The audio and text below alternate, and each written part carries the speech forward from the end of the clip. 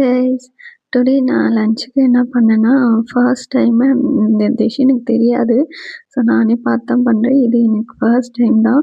Tomato பார்த்தான்னு சொல்லிட்டு try பண்ணலாமே அப்படின்னு சொல்லி பண்ணுறேன். ஃபர்ஸ்ட்டு எண்ணெயில் ஒரு 4, 5 காஞ்ச மிளகா அண்டு தனித்தனியாக போட்டு ஃப்ரை பண்ணி எடுத்து வச்சுக்கிறேன். பூண்டு, அப்புறம் கருவேப்பிலை, இது எல்லாத்தையும் தனித்தனியாக ஃப்ரை பண்ணி ஒரு பிளேட்டில் எடுத்து மாற்றி வச்சுக்கலாம்.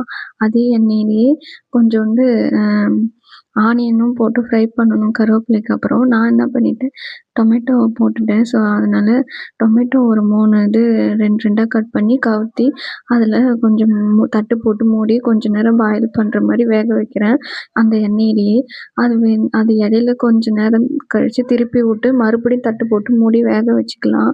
இப்போ நான் வேக வச்சுட்டு அது தோல் உரியறதுக்காக தான் இப்போ இந்த மாதிரி கொஞ்சம் நல்லா இதுக்கப்புறம் நம்ம குக் பண்ண மாட்டோம். இதையும் குக் பண்ணுறது அவ்வளோதான். ஸோ அதனால தான் தட்டு போட்டு நல்லா மூடி வேக வச்சு தான் அதை எடுத்துட்டு நான் லாஸ்ட்டில் தான் ஆனியன் போட்டு கொஞ்சம் வதக்குனேன்.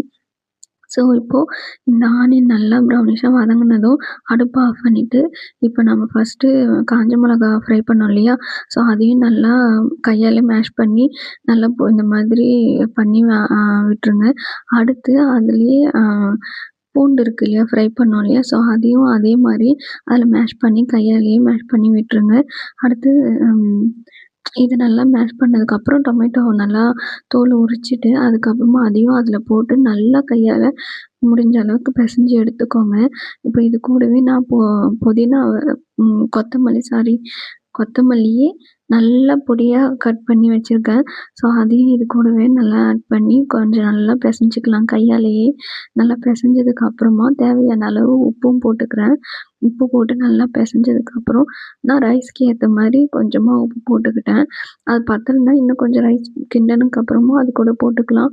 அந்த மாதிரி போட்டுட்டு இப்போ நல்லா பிசைஞ்சதுக்கப்புறம் நான் லாஸ்ட்டாக ஃப்ரை பண்ணி வச்சுருந்த கருவேப்பிலை இருக்கு இல்லையா? ஸோ அதையும் நல்லா போட்டு அதை நம்ம அப்படியே பிசையாமல் அப்படியே கிண்டி விட்டுக்கலாம். நான் என்ன பண்ணேன், கொஞ்சம் ஃப்ரை ஆகி முருவலாக தான் இருந்துச்சா கருவேப்பிலை. ஸோ அதனால் அதையும் அதிலேயே நல்லா பிசைஞ்சு விட்டுக்கிட்டேன்.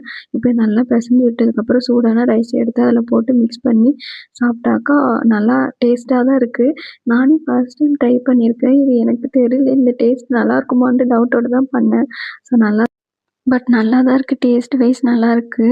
அதோட நைட்டு சிகப்பு காராமணி நம்ம சோக் பண்ணி வச்சுருந்தேன்.